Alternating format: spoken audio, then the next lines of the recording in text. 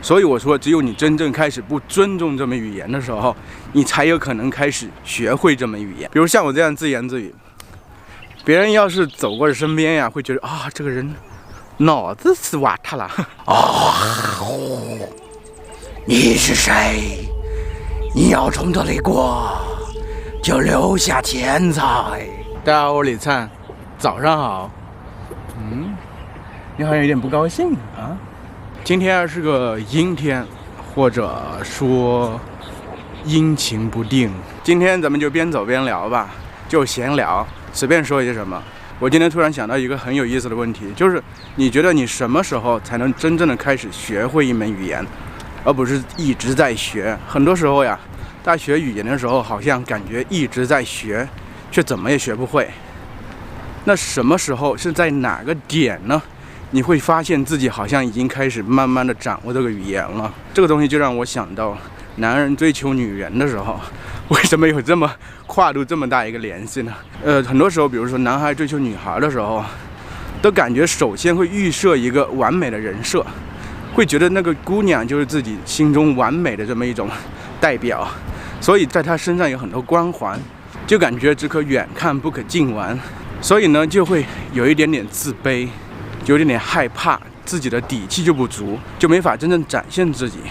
很多时候学语言也是这样的，你在学这个语言的时候，很多时候会假设这个语言它是很难的，它是很艰深的，它是很高级的，所以不敢把它当作真正只是一门语言而已。你想想看，你自己其实就是会说一门语言，为什么到你学另外一门语言的时候，你就发现自己根本没有信心呢？为什么呢？这是一个很奇怪的现象，对不对？因为你要学习的那门语言呀，同时在被很多人当作母语来学习，它并不神秘，并不高级，并不洋气。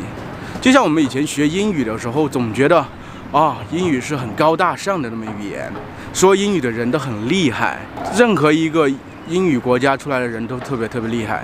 这就当时我们学英语的这么一种心态。就会害怕，会自卑，会觉得这个英语里头有很多的玄机，不是我们一般人能参透的，所以能做的就是不断去做题，不断去看语法等等，而不是把它当做一门语言来学习。其实学中文也是一样，大家会觉得中国有5000年的历史文化，哇，中文你看那字儿和我们接触完全不一样，应该会很难的。其实真的是这样吗？真的是这样吗？我觉得不是这样的。你要放松心态，把自己放轻松来，你就会发现学习中文根本没有那么难，中文它就是一门语言而已。所以我说，只有你真正开始不尊重这门语言的时候，你才有可能开始学会这门语言，明白吧？有没有点绕？但这个我觉得就是一个真理，因为你把它太当回事了，你就永远学不会。语言就是用来说话的，所以我告诉你们，语言不是一门学问，它就是一个工具，不要尊重它。尊重它干啥？尊重它，你永远学不会它；平视它，或者甚至有一点点的轻视它，你才能学会这门语言。想想看，就在现实生活中比如你追求一个姑娘，很多时候你太尊重她，太抬高她，她好像会看不起你，你或者是平视的和她交往，把她当做一个都是人嘛，或者很多时候就是很奇怪，你甚至有一点点看不起她。这个时候姑娘会觉得你很神秘是不是？你反倒能大偿所愿。学习语言也是这样的。好，我们看，感觉天放晴了，转一圈。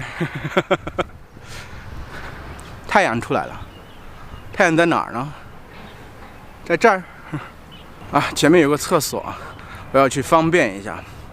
突然想着这个方便，其实很多时候大家在课本里学语言的时候，都会不知道怎么用很多很平常的这种语言表达方式。比如说你上厕所，它有几种说法，对吧？我们可以说方便，可以说解决，对，可以说解决一下生理问题，还可以说尿尿、小便，对不对？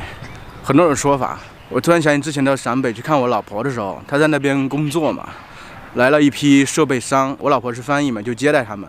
我当时因为也是学英语的，我就陪他一起去了，一起吃饭什么的。其中有一个小伙子说要上厕所了，他用一个词儿让我印象非常深刻，现在还记得。他说 take a leak，对 leak 在我印象中不是滴漏、泄漏的意思吗？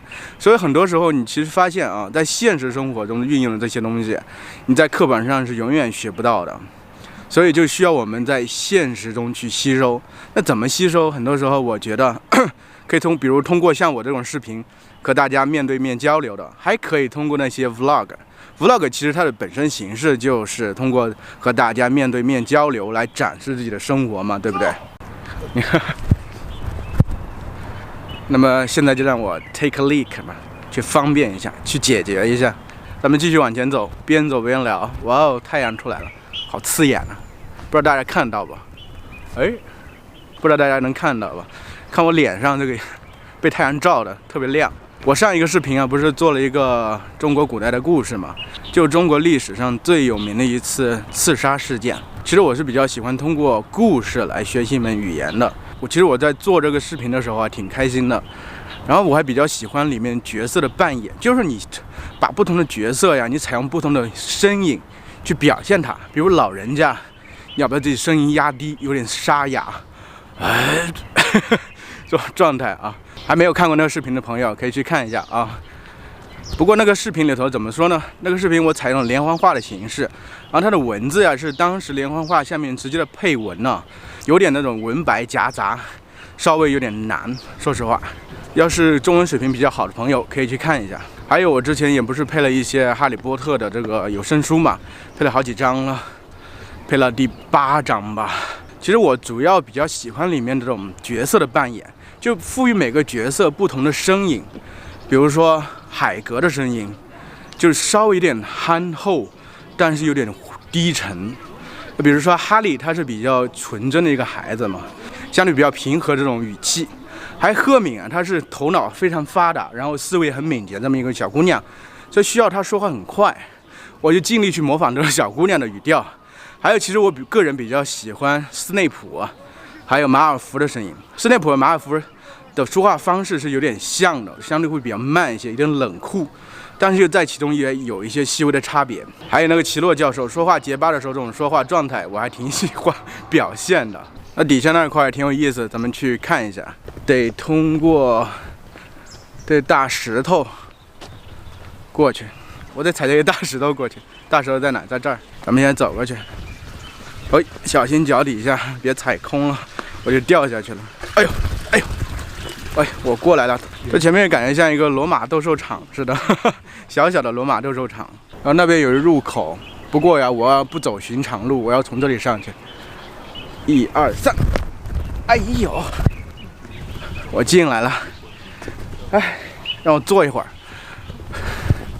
我感觉真的是缺乏锻炼，虽然每天早上都出去走路啊，感觉还是应该跑一下步。感觉现在气喘吁吁的。突然想起气喘吁吁，它中文里是有一个拟声词的，大家猜一下是什么？1、2、3，呼哧呼哧，呼哧呼哧。啊，清晨的微风吹到脸上，然后现在太阳不是特别的热，暖暖的，曝晒在你的背上，满眼都是绿色，这不就生活吗？用法国人说一句话就是 "C'est la vie"， 这些树叶好娇嫩啊，我就特别喜欢这种嫩绿色，带一点点黄色的嫩绿色。你说要是这些树叶会说话的话，我一碰着，它可能会说什么？哦，别碰我，烦死了！别碰我，痒！可能是一个很暴躁这种状态啊。就想想咱们比如说来到一个外星球，那个星球上呀。它的生物啊，其实就是长得像植物的这么一种动物，好绕。比如说，你是一个宇航员啊，你才去的时候，哎，你看，哇，这个植物长得还挺漂亮的，摸一下或者采摘一些回去吧。然后刚摸上去，那个植物开始说话，或者嘴巴张开，那多有意思！这个场景感觉还挺有意思啊。我是这里出去呢，还是往那边走呢？往那边走了，那边好像一条路哎。这2天是中国的5一假期，全国人民啊到处跑。我看新闻说，这个旅游出行人数呀，已经回到了疫情前的这个水平，甚至比之前还夸张啊。就是因为大家憋在家里憋太久了，所以感觉有点像报复性的旅游，都往外走呀，到处反正都是人山人海。中国反正每年都是这样，就是一到5·1或者11的时候，因为它能连着放5天，所以大家就拼命的出去玩呀。所以呢，这个时候会出现每年都差不多的新闻，就是哪个地方都挤得走不动了呀，还有就是高速路上永远在堵车呀。所以我和瑶瑶妈呢，就是5·1我们不出去，就待在家里头。然后呢，瑶瑶每天是这样，早上反正9、10点钟才起来吧，她妈妈也带她出去和她的朋友还有她姐姐一起在外面玩呀。然后中午回来吃饭，吃完饭下午就和她姐姐一直玩，一直玩到晚上睡觉，两个人都不愿分开。小朋友感觉挺奇怪的，就特别小的事情玩得也特别开心，好像有无穷的乐趣。你现在小朋友爱玩的沙子和水啊，在我们大人看来有什么好玩的，对不对？所以小孩子应该是对生活最为热情的这么一拨人。我们越长大，似乎呀对这个生活的热情就慢慢的被消磨掉了。所以有这么一个说法是说，一个人能像孩子一样，就说他保有着一份纯真。还有一种说法叫不失赤子之心。赤子就是小孩子，因为赤嘛就是红色的，小孩子皮肤不是才出生不久啊，都红红的，不失赤子之心啊。我希望各位都能保持这份纯真，还有不失赤子之心吧。我们虽然一天天在变老，像我都30好几了，到底30几了？你猜？中国的老年人他其实比较勤快啊，一大早起来就到处在公园里走呀。现在就在我后面这个亭子里头，有些老年人在演奏乐器。我怎么回事？爬个坡就气喘吁吁的，呼哧呼哧。太阳已经完全出来了，大家看我脸上这个光，还有我的影子，手的影子啊，打脸，用影子打我的脸啊，有风啊！手这样拍到脸上，这个风你们叫什么？我们叫掌风。笛子，笛子和另外一个乐器很像啊，笛子，另外一个乐器叫箫。中国有个说法叫横笛竖箫，就横着吹的是笛子，竖着吹的是箫。然后呢，都是用竹子做的，上面有很多孔孔。我不会吹，突然想起小学还是初中的时候，具体什么时候忘了，就是老师在音乐课上，就是第2天要求带笛子。因为我是从来没有吹过笛子的，我是从乡下来的嘛。那城里的小孩，他们可能小时候学过这些东西，像我就从来没有学过。但是老师要求带笛子，我就买了一个笛子。第2天上课的时候呢，大家吹笛子，我也放在嘴边，假装在吹。这就是中国一个成语叫滥竽充数，就假装自己会吹，其实根本不会吹。大家觉得这个公园的风景怎么样啊？漂亮不？哦。有个小哥哥跑步跑过来了，哎，大爷大妈2个很恩爱啊，他们刚才研究手机。大家看，这又有一个狮子啊！这个狮子很什么做的？我们给它配个音啊！你是谁？你要从这里过，就留下钱财。这边是一个湖心岛，我们走过去看一下。这些桥上面的路是一块石板组成的，感觉不平啊。想想古代那些路，要是都是这德行，你说马车在上面开着，因为马车的轮子都是木头做的嘛，那得多颠儿呀！上坐在车里感觉就是一会儿这样，一会儿就这样。这是一个小小的湖心岛啊，感觉里面也没什么，我们走去溜一圈看一下。我感觉在路上走着走着，我开始放飞自我了。我也不在乎里面走过来是什么人，看到我什么反应，管他呢，谁认识你啊，对不对？很多时候大家其实脸皮太薄，学语言也是，就需要脸皮厚一些。像我们当时在上大学的时候，不是有什么英语角什么的，以我当时这个尿性，就是当时的性格呀，比较内向，不敢去说，不敢去和人说话什么的。那你不敢和人说话，你怎么练你的口语呢？对不对？怎么练习说话呢？中文也是一样，大家要学习学好来，脸皮要放厚来。或许你的脸皮本来就很厚，再厚点，厚加厚。但是呢，其实很多时候学语言啊，又没有说那么有条件，就是说你一定能找到一个和你一起对话的这么一个人啊，怎么办呢？我之前看很多人也说过，比如说自言自语，在什么时候自言自语啊？洗澡的时候，洗澡的时候最私密的时候啊，没有任何人看到你，不用丢脸，对不对？自言自语，比如像我这样自言自语，别人要是走过身边呀，会觉得啊，这个人脑子是瓦塌了，是这个人脑子有问题，什么关系呢？对不对？做你自己就好。我突然想起前2天我想做的一个节目形式啊，就是我是一个南方人嘛。我是有一口浓重的南方口音的。我说之前呢，现在我当然说的是比较标准的普通话。我就想着能不能让我自己同时饰演南方人和北方人，就我用南方人说一句话，再用北方人说一句话，因为中国人南方和北方这个思维是不一样，这个不是什么地域歧视，就是因为你出生在不同的地方，每个地方这个环境不一样啊，就是整个大环境不一样。整个大环境呢，会决定你这个人的很多行事方式。比如说中国南方人，比如特别像我们浙江人，喜欢做生意，又比较务实一些。然后北方人整体喜欢从政，从政的意思就是当官嘛，在政府部门工作，所以他的思维是不一样的。所以当时我设想这么一个话题，比如说中国人对美国人的看法，一个北方人会说，美国那个国家，不行了，衰落了。你看以前这么大一个帝国，现在什么德行了？一个南方人会这样说。我们不能这样看，其实美国这个国家它还有很多的优点值得我们去学习啊。因为像我们做生意的话，其实现在和美国人做生意还是非常多的，不能因为现在整体的这个感觉美国这个社会环境不是特别好，我们就去否定美国的所有东西。我没有否定美国所有东西，你这人听话只听一半啊。我不是听话只听一半，我能感受到你其实对美国这个国家有误解啊。我有什么误解啊？他现在什么德行了？你看之前特朗普，现在拜登上台不是一样，对不对？他们整个社会撕裂是有一些社会撕裂啊，比如说这个仇恨亚裔的人现象确实很严重。但是我觉得互联网呀，就是把这些问题都扩大了。其实像我们以前很多时候没有接触互联网的时候，很多问题其实只在小范围内发生，大范围其实还是挺好的。我觉得，就我其实认识几个美国朋友，还有做生意也有往来嘛。我是觉得大家其实还算挺平和的，没有那么多问题啊。你知道个什么玩意儿？你这个人说话，我觉得有时候不讲理了啊。就是这么一个对话，就自言自语，就这种精神分裂。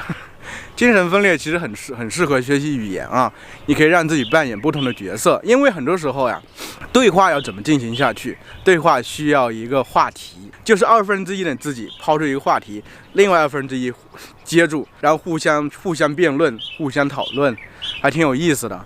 当时在开车回去的时候，路上玩了一路，不亦乐乎。我觉得学语言也可以这样，比如你学英语、学中文的时候。你抛出一个问题，对吧？你就有的什么说了嘛。很多时候大家说自己一个人练不了语言，都是扯淡。就是关键是看你找不找得对方法，对不对？方法就是应该这样，你去找到一个话题呀，有话题才能聊呀。你没有话题，自己说，好像我不知道说什么啊。想一想啊，你对什么感兴趣？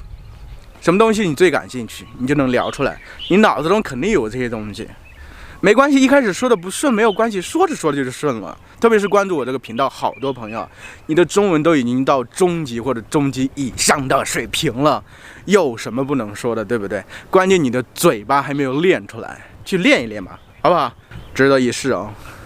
咱们现在呢，再转一下，在那块还有一座小山，就它整个公园里最高的一个山吧。咱们把那个山爬一爬，啊，爬到顶啊。就结束今天的这个闲聊之旅。再见，走你的吧！我是谁？这在哪里？现在什么时候？马上到了，这块有个小火车，是小朋友们的最爱啊。再往边上走就是那个台阶了，这个就是那个台阶了。大家跟着我迎着朝阳往上走吧。估计我走到上面就气喘吁吁了，呵呲呵呲。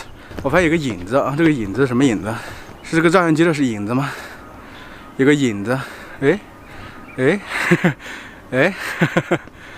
啊，加油，加油，加油，加油，加油！对，给人打气的时候用加油，就不知道在你们语言中呀，怎么给人打气？比如说我要爬这个台阶，你给我打气，怎么说？我知道英语好像说 come on，come on， 但是我怎么感觉总会让人误解？还有像韩语里面是 fighting 嘛，好像以前看韩国电视剧的时候听过。日本和韩国好像很像，叫 fight， 好像是都是用 fight。中国的加油，加点油吧。比如说那几个俄罗斯的朋友、波兰的朋友，还有我也不知道还有哪些国家的朋友，告诉一下我啊。还有或者英语里面还有别的说法吗？听到我呼唤的朋友，在我底下给我留个言。看到我这么累的份上啊，快了，快要登顶了，加油！让我小跑一下吧，1、2、3，1、2、3，跑，嘿，3步跨多2步走，嘿，啊！我登顶了，朋友们，看这么高的地方啊！你看最后一点台阶，我这是跑上来的，我体力还可以啊，不至于太烂吧？呼哧啊！那么说，那么今天就到这儿吧，下次再见了。